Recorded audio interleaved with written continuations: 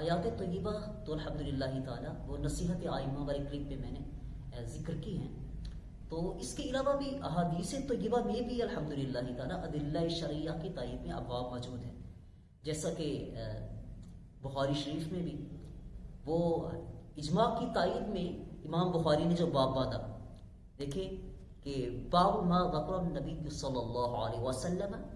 ما اتفق علیہ اہل العلم وما اجمع علیہ الحرم المکۃ والمدینہ، ایسی قیاس کی تائید میں کہ ہاں باب من شبہ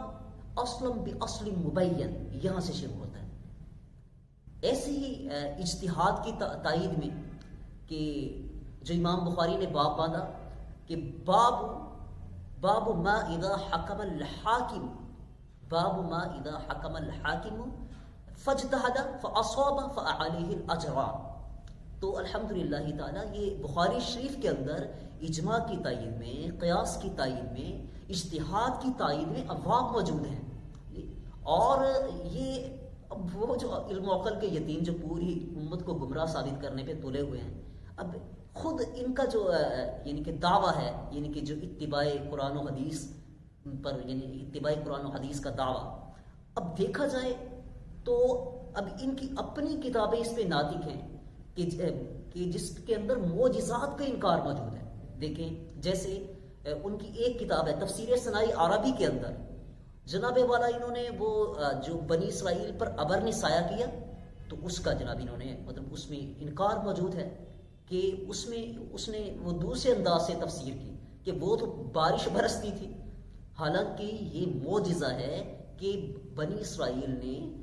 اسرائیل پر ابر نے سایہ کیا۔ تو اچھا، اس کے علاوہ ایک اور کہ حضرت داؤد علیہ السلام کے ہاتھ میں لوہا نرم ہونا، یہ بھی آپ کا معجزہ ہے، لیکن انہیں کی بعض تفاسیر کے اندر جیسے تفسیر القرآن بکلام الرحمن، اس تفسیر کے اندر انہوں نے جناب یہ گل کھلائے ہیں کہ اس کو بھی یعنی اس معجزہ کو بھی ہڑپ کر، یعنی کہ اس کی تائید کو بھی ہڑپ کر گئے۔ کیا مطلب کہ وہ انہوں نے اس کی تفسیر یوں کی کہ علمناہ صنعت الحدید بالالانہ، کہ لوہا نرم کرنے کا جو فن ہے وہ سکھایا، حالانکہ یہ آپ کا معجزہ ہے کہ لوہا جو ہے حضرت داؤد علیہ السلام کے ہاتھ میں نرم ہو جاتا تھا۔ تفسیر القرآن بکلام الرحمن۔ اس کے علاوہ ایک اور جناب ان کی کتاب ہے، اس کے اندر بھی قرآنی معجزہ کا انکار کیا گیا۔ حضرت عیسیٰ علیہ السلام کی کلام فی المہد کا انکار موجود ہے، اور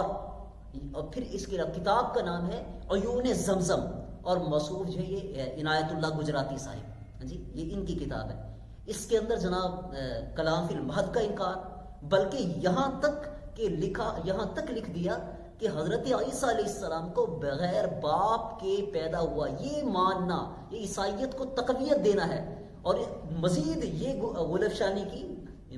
گلفشانی ہوئی کہ جناب حضرت عیسیٰ علیہ السلام کے باپ کا نام جو ہے وہ یوسف تھا، ہاں جی، اور جناب یہ ان کا اتباع قرآن و حدیث کا یہ حال ہے۔ مزید جو ہے کہ قرآن کو مخلوق کہنا، یہ بھی انہوں نے ہے، یعنی کہ فتاوی ثنائیہ کی دوسری جلد کے صفحہ نمبر 437 پر انہوں نے اس بات کا بھی مطلب یعنی کہ برملا کہ قرآن مخلوق ہے، یہ حالانکہ قرآن کو مخلوق کہنا جو یہ سیدھا کفر ہے۔ اس کے علاوہ جو ہے مزید اتنی یعنی کہ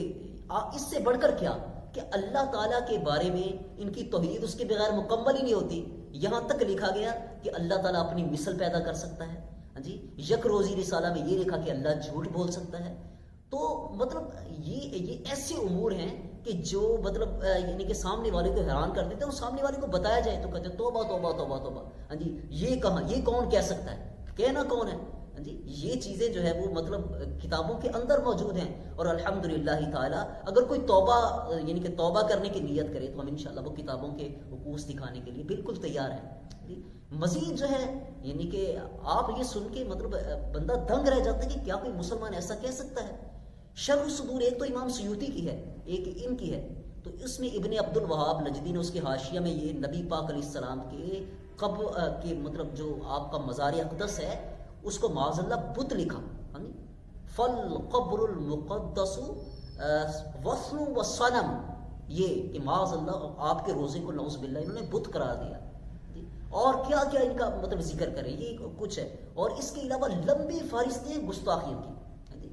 تو بہرکیف یہ ہے کہ اللہ تبارک و تعالیٰ عز و جل